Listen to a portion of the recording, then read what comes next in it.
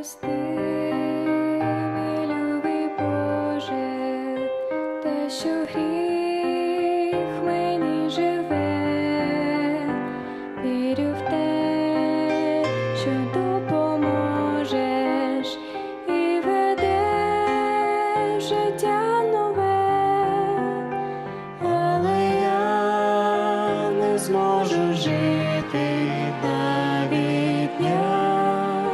Без тебе, добрий мій Господь, даруй мені нове життя.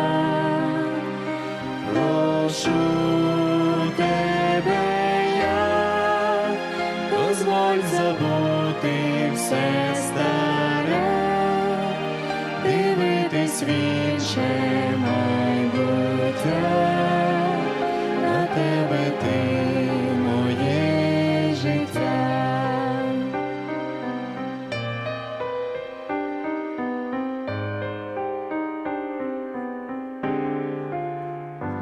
Кожну стежку мою знаєш, і думки мої сумні, всі гріхи мені прощаєш і даєш життя мені, але я не зможу жити навіть дня. Без тебе, добрий мій Господь, даруй мені нове життя. Прошу тебе я, дозволь забути все старе, дивитись в інше майбуття, на тебе ти. Моє життя, і тепер я на колінах, Боже, дякую тобі, що простив мої провини, був розп'ятий на хресті, але я не зможу жити. Тебе, добрий мій Господь, даруй мені нове життя. Прошу тебе я, дозволь забути все старе, дивитись в інше майбуття, на тебе ти.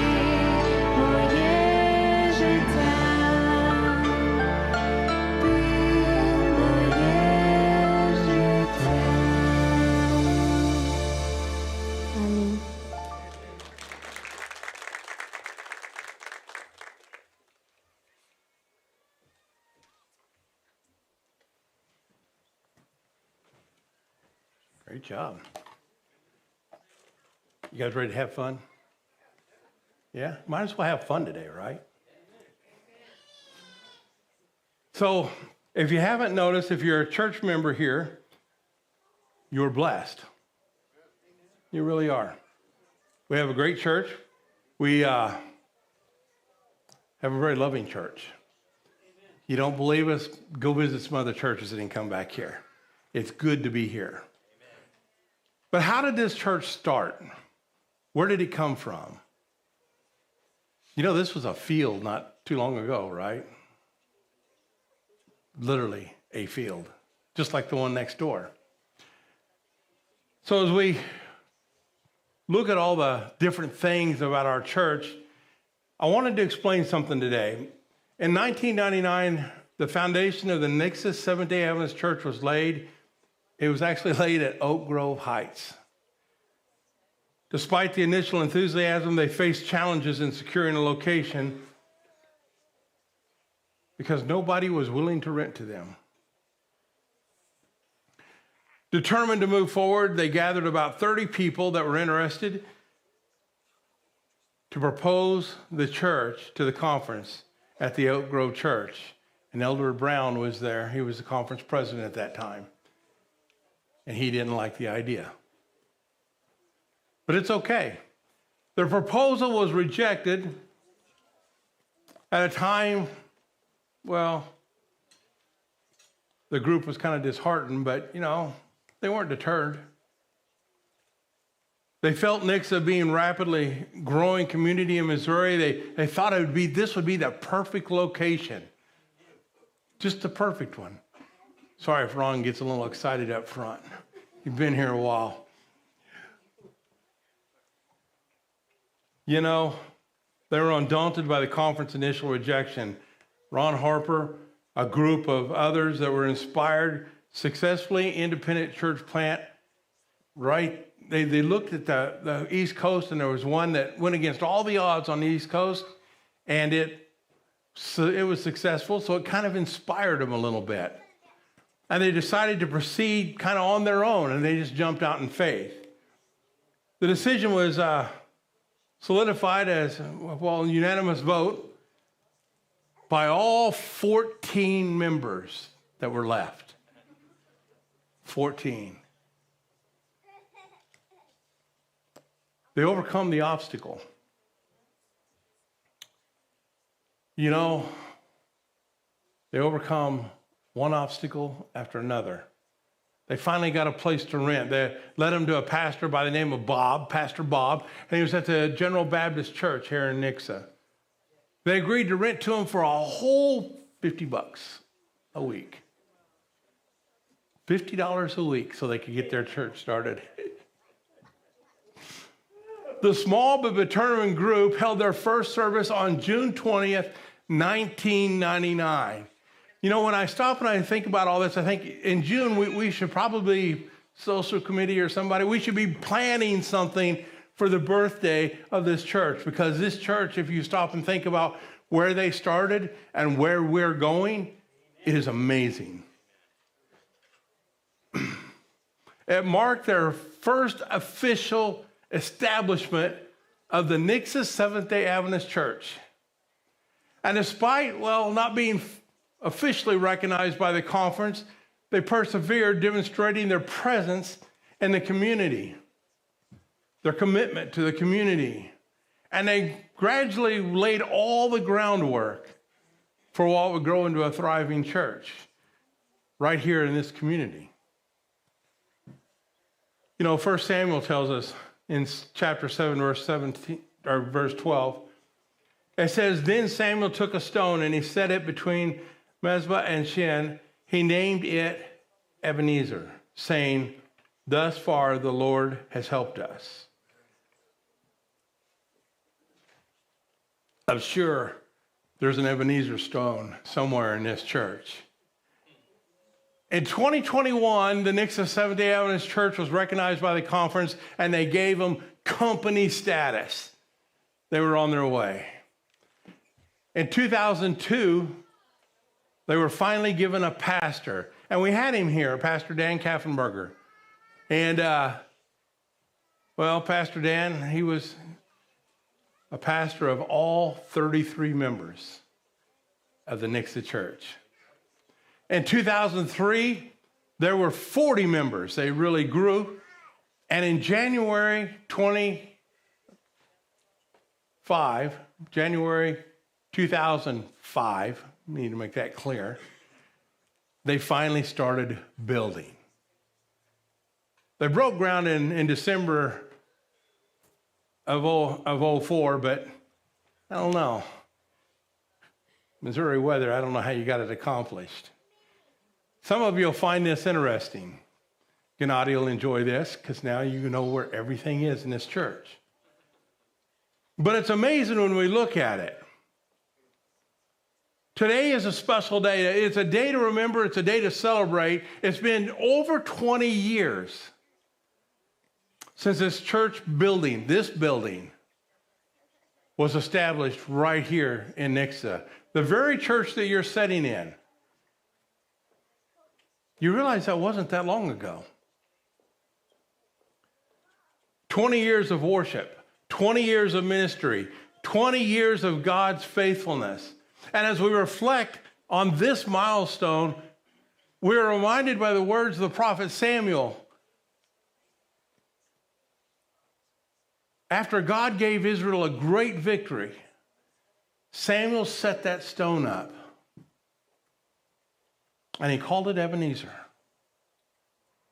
which means stone of help. And he declared, thus far the Lord has helped us. Knowing where this church started as being rejected by the conference and where it is now is truly a miracle.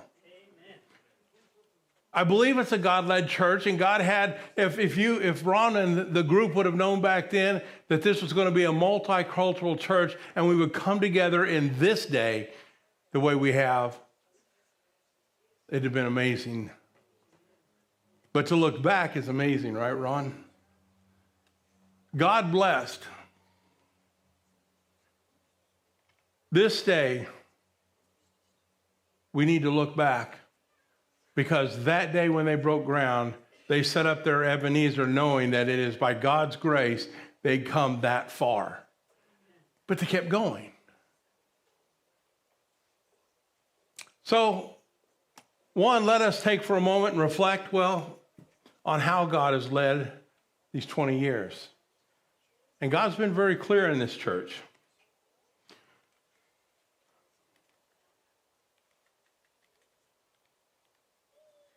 In Deuteronomy chapter 8, verse 2, Moses reminds the Israelites to remember how the Lord your God led you the way in the wilderness. You realize how many ups and downs this church has had? I preached in this church 16 years ago. It was pretty new. As a matter of fact, we'll see it here in a minute, but it was smaller when I preached here. And then I came back a year and a half later and it was bigger. But this church struggled. It struggled with the congregation. It struggled with meeting the church budget. It struggled in a lot of different ways. But it persevered because God was behind it. God had a vision. Likewise, we have to remember how God led to establish this church. How a group of faithful believers came together. They were united in prayer. They were united in purpose.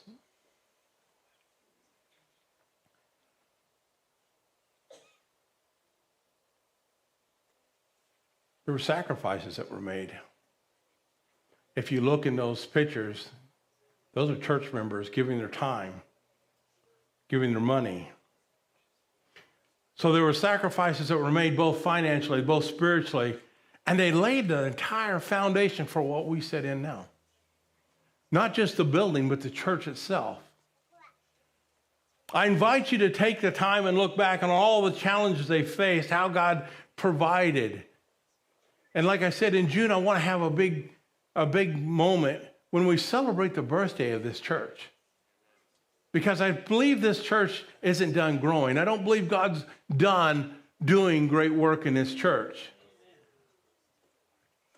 Whether back then it was whether through the unexpected donations that happened, permits that came through just in the nick of time to continue on, or the hands of many volunteers, God's hand was evident in every step that they went through.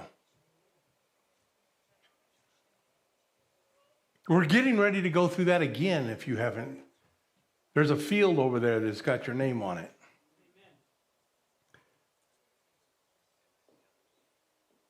We can't forget to share these testimonies, for they remind us of the future generations that God is faithful to us. While today is a day of reflection, it's also a day of recommitment. Jesus said in Matthew 28, 19 through 20, and it's very clear, "Go ye therefore and make disciples of all nations." They picked that gauntlet up and they ran with it. They understood. The church isn't merely a building. It is a mission outpost. When you walk out those doors and you go out to your homes, wherever they might be, it is a mission outpost. And over the years, this place has been a beacon of light in Nixa, whether it realized it or not. Here the gospel was preached. Here lives church members that their lives have been transformed. Here the community, well, it has been served. And they began with just 14. Here we are over 20 years later with an average attendance of over 150. It's amazing. But we don't stop there. We reach out across the internet now because of the little cameras we got here and there. We reach out, and because of the team that God's brought together. And if you don't think God's not moving a team together, to be able to have the media team that you have is a very special thing. And God has moved there. Every month we reach over 300,000 souls. It's a lot more than 14.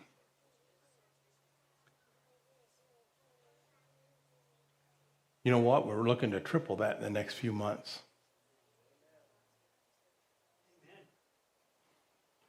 You're reaching people here on earth that you're not ever going to meet here on earth. You're doing that.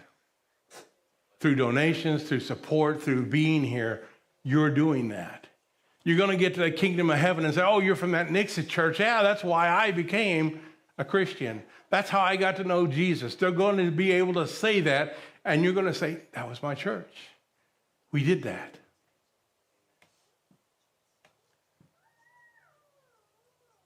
You know, there's a great song that says that. Oh, what a day that'll be. The mission's not complete. It's one thing to see everything here. See that we have really nice sound system. We got TVs everywhere. We got all these things happening. Because it started with 14 people that had a dream. So I challenge each one of us. How will we continue on this mission? How are we going to move forward? How are we going to continue to grow what we have? How can we ensure that this church remains a place where the gospel is lived out in lives for the next 20 years, the next 40 years? How do we do that? And it starts with each one of us, not just one or two of us. It's going to start with each one of us committed to being the hands on the feet of Jesus here in this community, whether it's a health fair outreach, whether it's the Messiah Mansion that we're bringing in, whether it's going door to door and handing out great controversies. It's going to be up to each one of us. You know, maybe you can't go out to the doors, but you can pray. And you become part of it by the prayer because you empower God to move in a way that normally he could not move.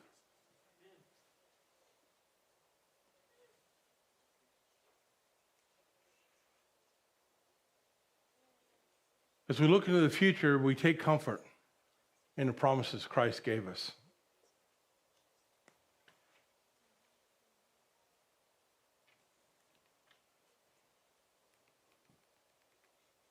In Philippians 1:6, it says, being confident of this, that he who began a good work in you will carry it out on to completion until the day Christ comes.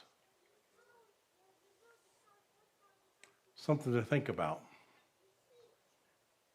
Christ promised that he would continue the good work. It's a promise that those 14 gathered. Those 14 gathered together and they said, you know what? God's going to lead us. He's going to guide us. He's going to hold this all together. They had faith.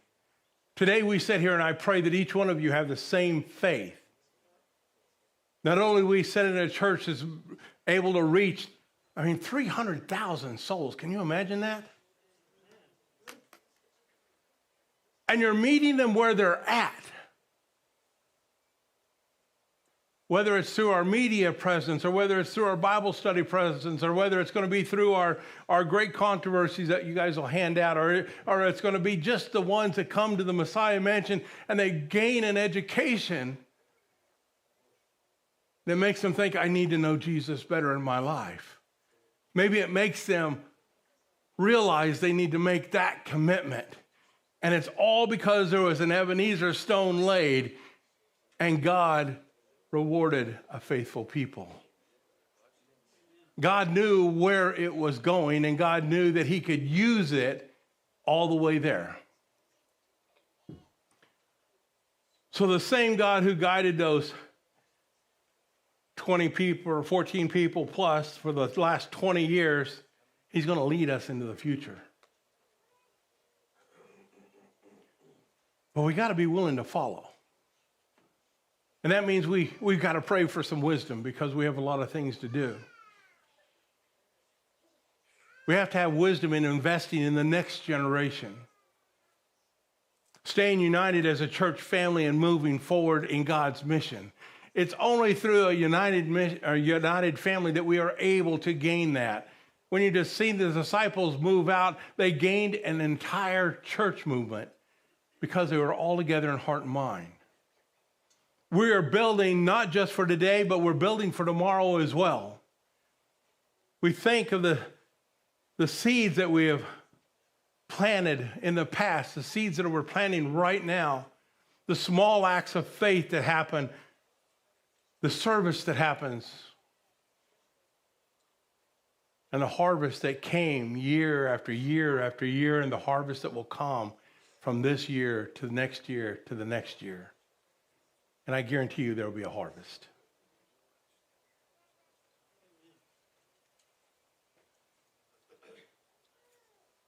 So we have to trust God that he's going to use each one of our efforts. And he's going to use our efforts to expand his kingdom. And finally, we must build a Ebenezer of praise. Psalms 100 verse 4 says that enter his gates with thanksgiving and his courts with praise, and give thanks to him and praise his name. That's what we do here. Today, we offer that praise. We offer thanksgiving because look at everything that God's done. Most of us weren't here when they planted the Ebenezer stone. Most of us haven't been here for the last 20 years. Some of you have been around for a while. If God was that faithful to this little bitty church then, how faithful do you think he's going to be to us and the future?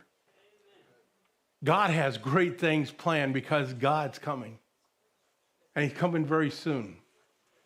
I think this is our year to shine. And I wanted to share this with you because this is just 20 years. Do you realize what's about to happen to this church between now and June? This church is not only going to reach a couple thousand people with doors at their doors with the Great Controversy Project, but we're estimating about 10,000 plus for the Messiah Mansion. 10,000 just for the Messiah Mansion.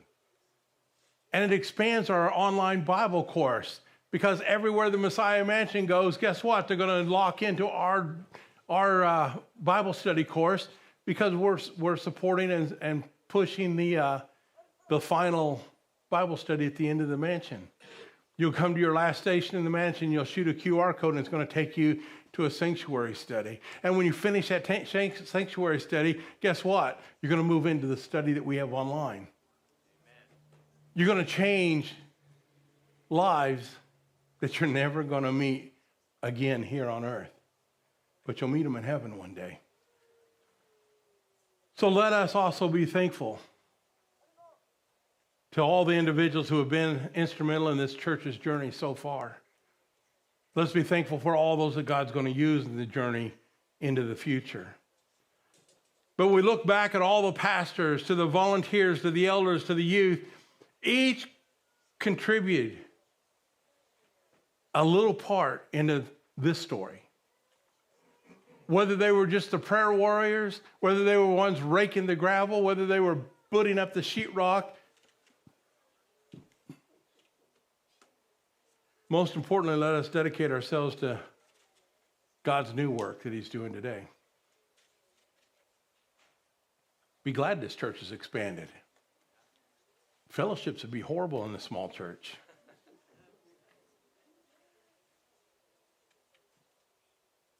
When we stop and we look at what God can do with just a little bit of faith, what do you think he can do with great faith? We're moving there. I wanted to share this with you because between now and June, you're going to see God move, I think, in a way that you're probably not really prepared for. And it's going to be great. You're going to be able to see people moved to have a relationship with Jesus Christ that they've never understood before. And it's going to be because you prayed. It's going to be because the church was built. It's going to be because you contributed in some way. Whether it was running up to that uncomfortable moment to hang the thing on the door and pray they don't come out and talk to you. But when you stop and think about it, each little piece God uses. And this summer, I think you're going to find that God has used you in ways that you don't even recognize. You know, God can use us whether we're trying to be used or whether we're oblivious to it. May this church continue to be a place where his name's glorified and where his love is shared not just with each one of us, but we share it with the community. And not only the community that we see and we drive through every day, but the community that watches us online. The community that wants to be part of something that we share with them. And I pray that community finds a relationship with Christ. And when Jesus comes, you're standing in heaven going, wow, how did you get here? Well, you donated $1. And I seen a video, and here I am. You're going to find people in heaven that way. And I pray that you'll be blessed for all eternity. Amen.